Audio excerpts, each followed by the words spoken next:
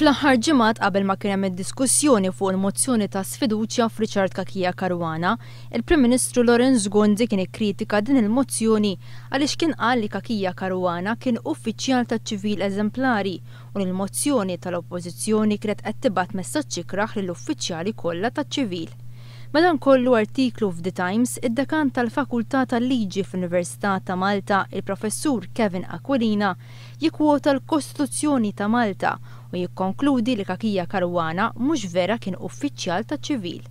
Il-Professur Aquilina jikkwota artiklu 124 tal-Kostituzzjoni u jgħid li skont dan l-artiklu Kakija Caruana ma kienx uffiċjal taċ-ċivil u dan għaliex ma kienx magħżul biex ikun ambaxxatur minn fost iċ-ċivil.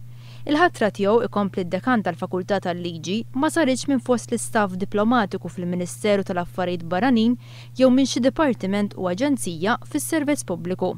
Il-ħatra ta' Kakija Caruana jikkonkludi l-Professur Aquilina kienet waħda ta' natura politika u saret minn barra ċivil.